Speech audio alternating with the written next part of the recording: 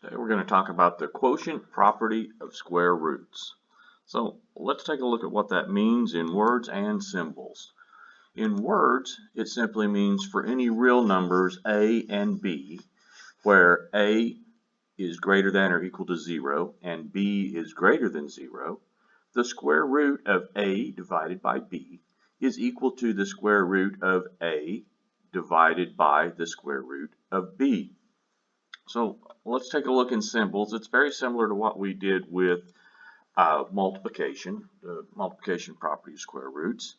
So here's our a divided by b, and we're finding the square root of it.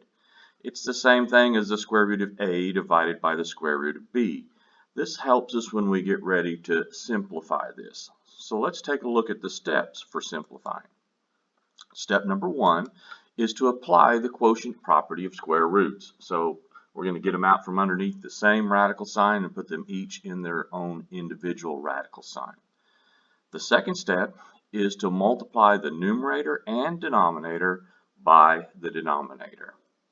And the third step is going to be to simplify the numerator, and sometimes you can go ahead and simplify the numbers that are outside of the radical sign as well. So let's take a look at a couple of examples. Here we have the square root of 35 divided by 15. So we're going to apply the quotient property. When we do, we simply just take them out from one radical sign and put them each under their own radical sign. We have a denominator of the square root of 15. What we're going to do now is to multiply both the numerator and denominator by the square root of 15. If you think about what you know about fractions, the square root of negative 15, or excuse me, the square root of 15 over the square root of 15, that's basically 1 over 1. Okay, so that all we're doing is multiplying by 1. So we're not changing the value of our expression. So when we multiply on the denominator, well, the square root of 15 times the square root of 15, well, that's going to equal 15.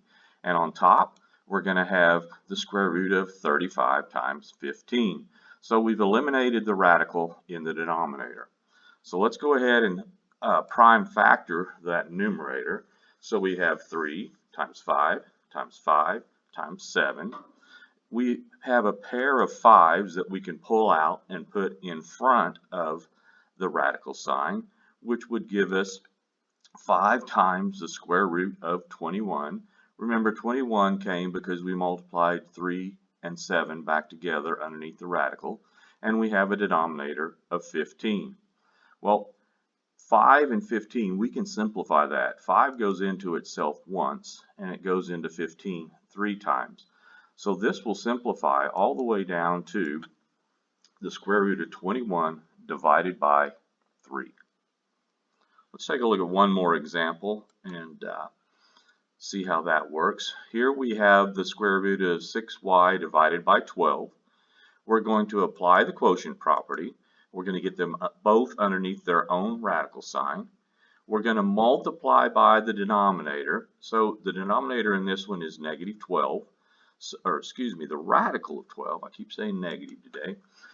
And when we multiply both the numerator and the denominator by the square root of 12, well, on the bottom, it simply gives us 12 because the square root of 12 times the square root of 12 is going to be 12. And on top, we have 6y times 12, of course, underneath our radical sign. Well, our next step is to simplify what is under the radical sign.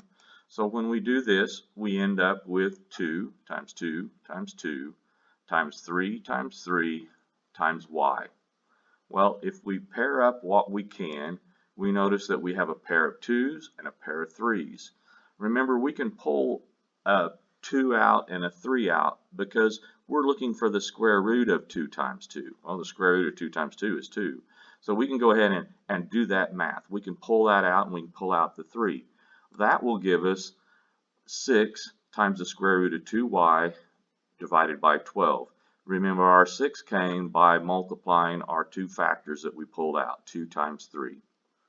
Now again, if we check the number outside the radical and the denominator to see if they can reduce or simplify, we know that 6 goes into itself one time, and 6 goes into 12 two times.